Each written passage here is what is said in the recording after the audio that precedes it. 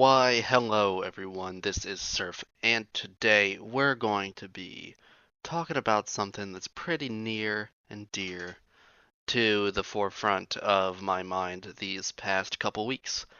And that is the sort of state of Rathnir. Not Stoneworks, not Eldham, just the primary world of Rathnir. So stick with me.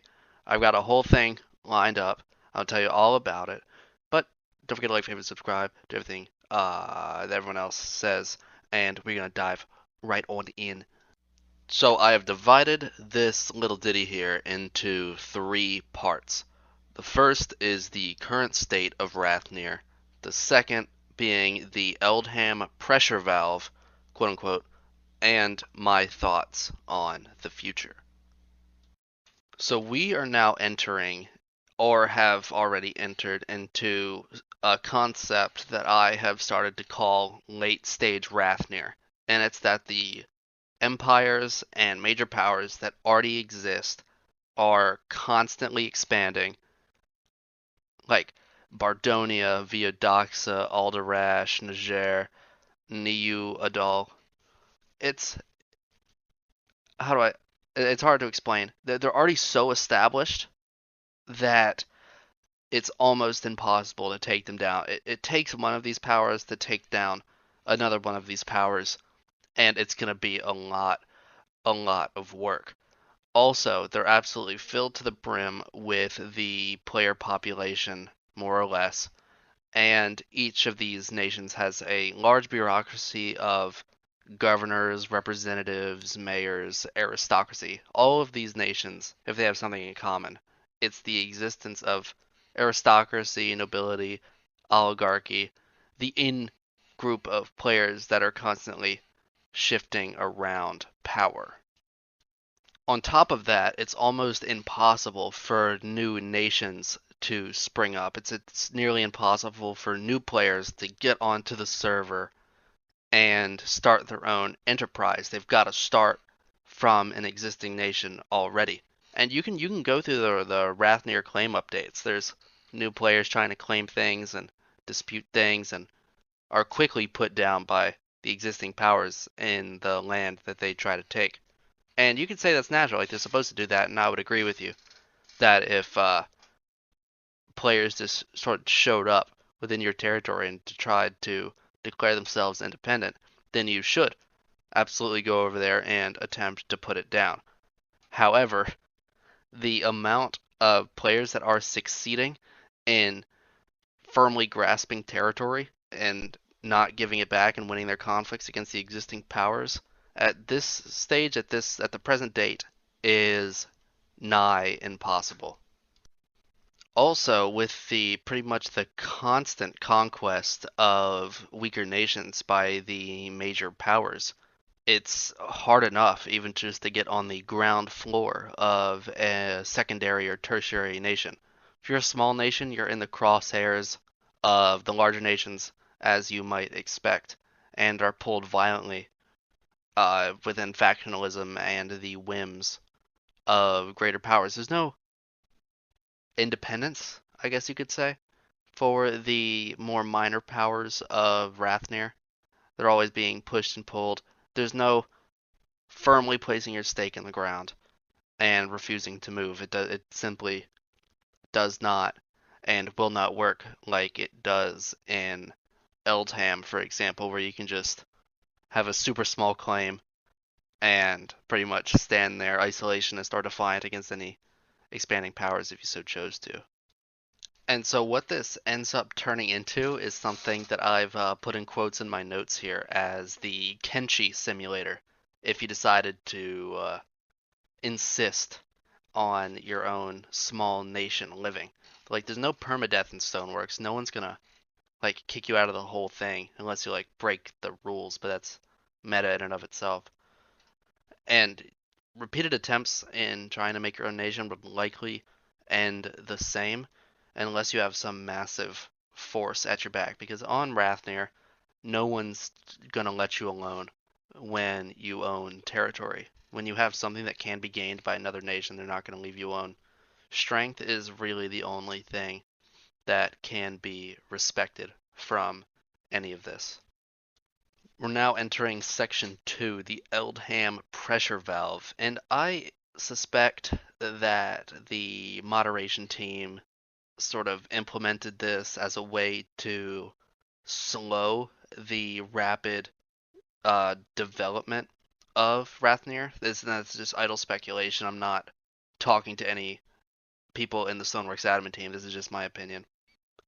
But like Bardonia massively gaining territory via Doxa, Plagatia, Yamuadal, all of them sort of all going about their own business and consolidating power, as I've maintained to say this entire time. And perhaps there was this whole discovery of Eldham and the development of the modded server was a way to sort of slow everyone packing into Rathnir and creating a situation that would, I guess, necessitate the restart of the world or something. In the tragic case that there'd just be one winner of Eldham, or sorry, Rathnir, the one winner of Rathnir, and it was just a big old Rathnir Royale for who would win it all.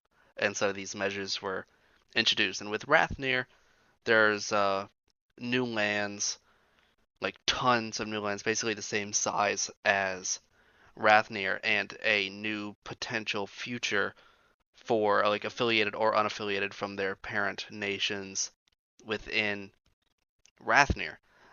And so you have people like citizens. There's the opportunity for citizens of major powers to have their own nations in Eldham and sort of keep the same roles going, more or less. And with veteran players' times divided between Rathnir, Eldham, or even the modding server, if you've gotten into that, then it slows development within Rathnir itself, within its own self-contained bubble, exponentially. But it's not a permanent fix, of course.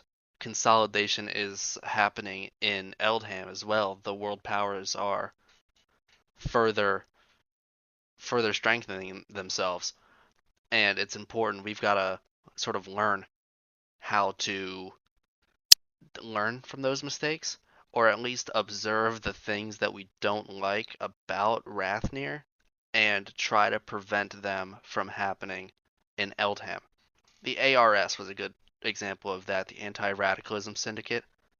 They saw a massive empire who found a very unpopulated portion of the map and made it their business to dismantle the empire for a number of justified reasons, such as like far right extremism or whatever Elysia was doing. And for the rest of the ARS's lifespan, that's sort of what they did. They found expansionist nations who were coming up and subjugating their neighbors, making more and more strength for themselves through constant war, and made it their business to dismantle them. And that is, at least in my opinion, a good example of not allowing what you didn't like about Rathnir to exist on Eldham. And so I think that they get a pretty positive reputation generally from the general player base in that regard.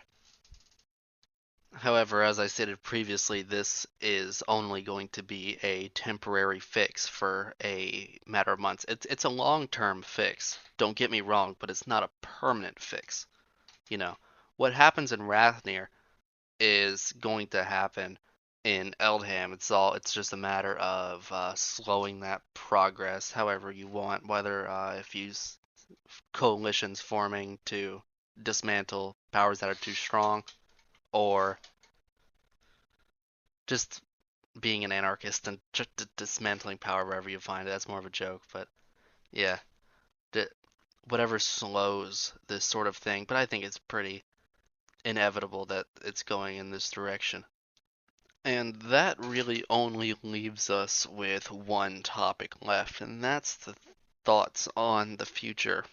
And we'll say we'll say this is several weeks in the future from when I am recording this, that Rathnir will have consolidated even farther, even more than sort of how it is now. And so what do we do about it? What do we what do we do about it? And the first thing that might come to mind is either revolt or revolution, a re-balkanization of powers on on all continents and all major nations. But it would have to be truly consensual, you know? You can't just have the admins come in and say we're breaking up your nation by force, because then all of the leaders of those sections can just sort of regroup together in a sort of skeleton and either have a network of very close alliances or reform their nation immediately altogether. So it would really have to be a homegrown thing for world powers to absolutely dissolve in that way to preserve their or to get rid of their world power status. Something else that might help would be mega events. Like, think of the events that the Stoneworks staff have come up with thus far, but sort of in the same way with the Entropy saga, on how the moon exploded and there red rained blood and things were getting wacky.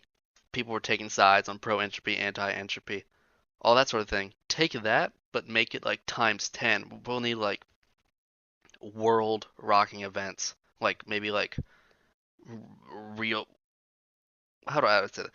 Like religions getting involved, like gods start showing up, multiple of them, and like they start leveraging nations and like breaking things up.